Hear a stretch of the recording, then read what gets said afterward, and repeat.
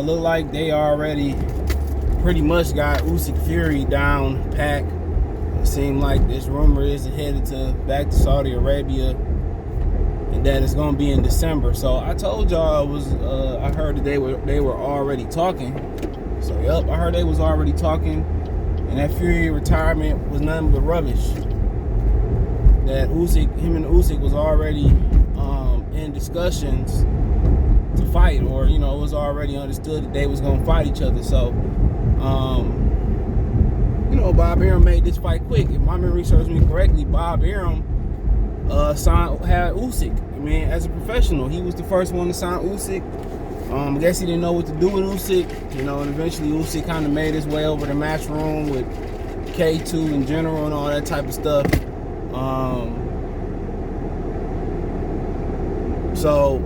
And also, obviously, think about it, Bob Arum had Andy Ruiz as well, too.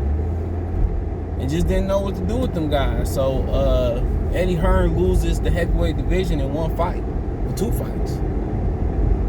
He loses every belt, including, never had the lineal belt, but he loses the WBA, IBF, and the WBO. And Bob Arum all of a sudden gonna have every belt on his side of the street. And that's probably really gonna benefit Big Baby Anderson and all the other heavyweights he got over there. So, let's talk about it. Thumbs up the video, share the video, subscribe to the channel. Next subscribe button is the bell icon button. Hit all notifications, increase your chance to get notifications. We go live or drop a video. So, I mean, shit, it is what it is. Bob Arum making fights. And when it seemed to be two white people in the ring, they seem to find the money pretty fast. And they seem to put the shit together real fast. So apparently there was already pretty much a premise, or pretty much parameters already laid for this fight to happen. So it was already the parameters laid down for this fight to happen. So, I mean, don't surprise me. Usyk ain't even like 48 hours removed from his fight. And already December 17th date, you hear this, different dates already popping up.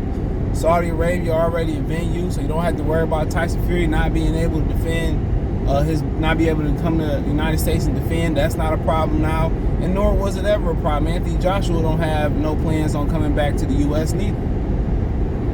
Usyk said, if I ain't fighting Fury, I ain't fighting nobody. So obviously he don't have any ambitions on fighting Deontay Wilder, and I don't think Deontay Wilder have any ambitions on fighting Oleksandr Usyk. He said he's just gonna stay fighting dudes in the PBC stable. So, I mean, that is what it is on that point, So at least he know not to stop outside that PBC perimeter. So, you see how quick they gonna make this fight if everything go well. Fury just was in the ring, I don't remember. It was like May, some shit like that, July-ish, June-ish, I think it was. And, Usyk, just got out the ring in August, and they probably be doing it in December. Then you already see the tide turning when it come to Bud and Spence, where they starting to blame Bud. It's so funny how us in the boxing world, we don't have any knowledge about who really to blame, and everybody just pick a guy to blame. But the blame never falls on the guy who never speaking, Al Heyman, which is that he does speak with his actions, and his actions show he consistently don't make big fights. Bob Arum has changed his ways. He making these fights now because he got to keep ESPN happy. Al Heyman don't care about pissing networks off. In a minute, he gonna be on his complete own dime, and that's exactly what's gonna happen. He gonna be on his own dime. PBC gonna be on their own app or their own TV channel, and he got to pay for the money out of his pocket or out of his investors' pocket. But I find it funny how quick they made this fight. They couldn't make Joshua Wilder over a substantial period of time, and that would have been for Undisputed many years ago. You got people defending, Wilder wasn't talking about Al Heyman. Like, bruh, who the only nigga stopping fights from being made right now? Al Heyman. He don't make fights on his side of the street. It's funny how these dudes pledge allegiance to Al Heyman, and he fucked them over every damn year. Every year he messed them over. They say, well, you see AB did this and AB did that. Shit, I ain't mad at AB. Nigga hold my Pacquiao money. Nigga hold niggas money for 2, 3, 4, 5 years, giving them a single allowance on their money. It's crazy.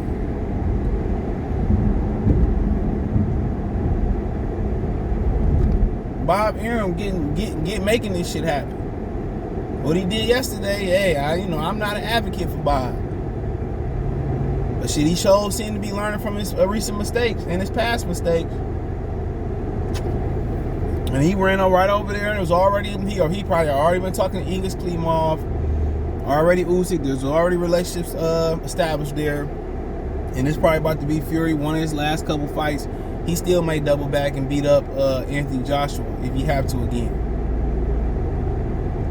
You know, and everybody talk about how Deontay Wilder was cheated, out of the Fury fight, or they talking about how Anthony Joshua ducked him. Anthony Joshua didn't need Deontay Wilder.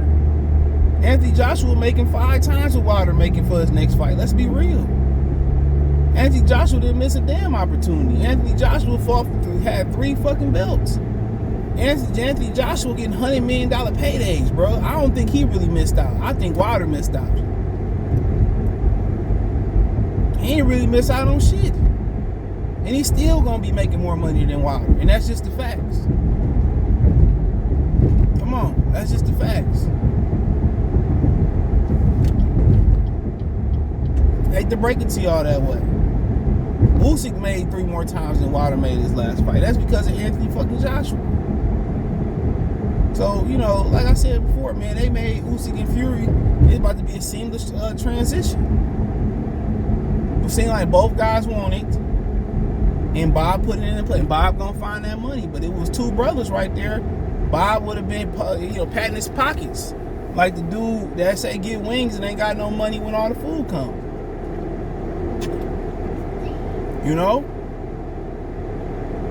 It's time to make fights for the brothers. Oh man, how are we gonna make this fight happen? How are we gonna make this financially work and all this type of stuff, man?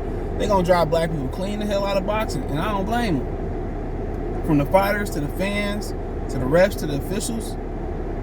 Why the last few black people supporting the sport? Why should we continue to support the sport? And everything is we on a different scale than everybody else on the other scale. When they lose money on the other, they quiet as hell. Because he and Bob Arum lost a ton of money on Lomachenko. But then they lose a couple dollars on the brother. It's public information. It's slander all over here. Come on, that's crazy, right? You didn't hear Bob Arum talking about how it was a failure when he put Fury and White on pay-per-view. We didn't hear a damn thing. You didn't hear a goddamn thing. Just being honest.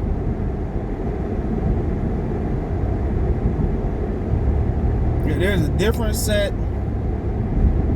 of rules in boxing. They don't want blacks to participate in boxing no more. I would tell you that. Just like how quick they made this fight.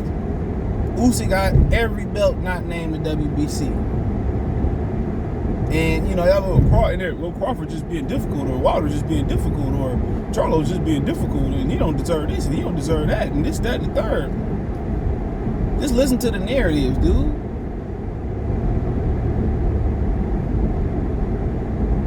Just listen to the narrative. Listen to different. When AB say he got mental health, it's a nice demographic of people, but Ryan Garcia bullshit around is supposed to be taken serious and shit. Come on, get out of here. And then you got a nice, a huge amount of these new black boxing fans that come in here and they want to hold their favorite fighter on a different accountability from everybody else, and then they want to race bait and point out and really what race baiting is when you go out your way to prove a point.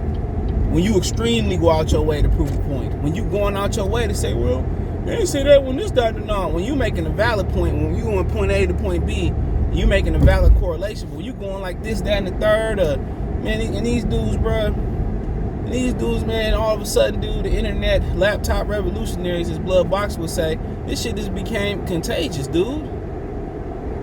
It's become contagious.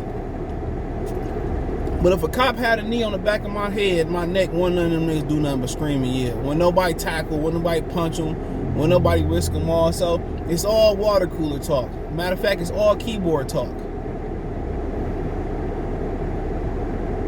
That's what it is. Everybody big and strong on the internet. Everybody confident on the internet. But they're showing you right then and there, they don't have no problems making some of these fights. When they want fights to get made, they gonna get made. Straight up and down. When they want fights to get made, they gonna get made.